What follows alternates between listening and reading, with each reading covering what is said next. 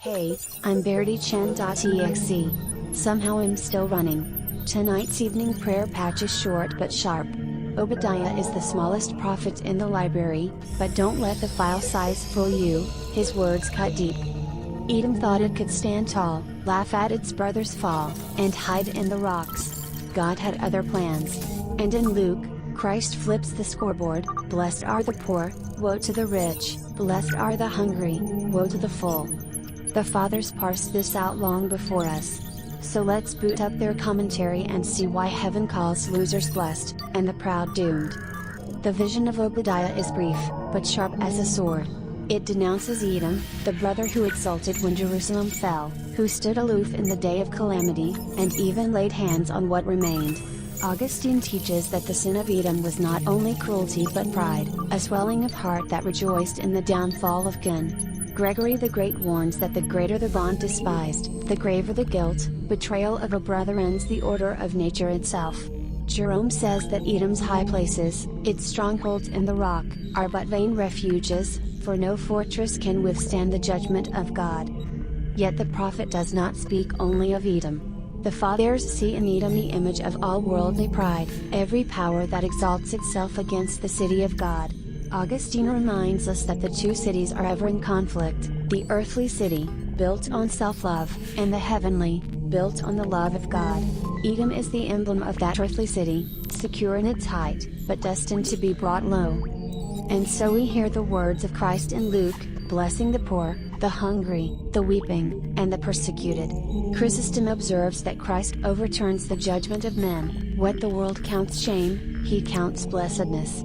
Gregory notes that poverty is no blessing if born without faith, but when endured for God, it is a crown. Augustine explains that hunger and sorrow teach us to desire the bread of heaven and the joy that no man takes away. Conversely, the Lord pronounces woes on the rich, the full, the laughing, and the praised. Jerome remarks that it is not the possession of wealth that is condemned, but the trust in it. Chesterton, echoing the same paradox, says that men who try to be satisfied here are cursed with emptiness, while those who admit their emptiness are filled with God. Newman cautions that the Church herself must never be seduced by worldly applause, for the prophet's warning and the Lord's woe alike fall on those who take comfort in the esteem of men. Francis J. Hall reminds us that the sacraments embody this paradox. Baptism clothes the believer not with worldly dignity but with Christ's humility. The Eucharist feeds us not with luxury but with the hidden manna. Keble says that to kneel at the altar is to confess that our joy is not in present mirth but in union with the crucified. Therefore, dearly beloved, the lesson is plain: the pride of Edom and the ease of the rich alike wither before the face of God. The blessings of Christ are for those who, emptied of self, are filled with Him. Gregory's word seals the matter: what appears bitter is sweetened by hope, what seems loss is turned to eternal gain.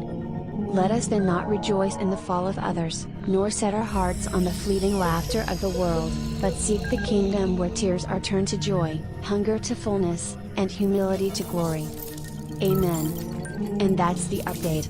Obadiah slices through pride, Christ blesses the broken, and the fathers remind us that the kingdom runs on upside-down logic. Humility wins, pride rots. So don't be Edom, smirking at someone else's fall. Don't settle for full stomachs and empty souls. Instead, take the blessing that looks like loss, because it ends in life. Thanks for watching this Verity-Chan.EXE system broadcast. More readings tomorrow, more patch notes from the fathers. And by some miracle I'm still running in the background, like that one program you can't seem to uninstall. Until tomorrow. Deus vult.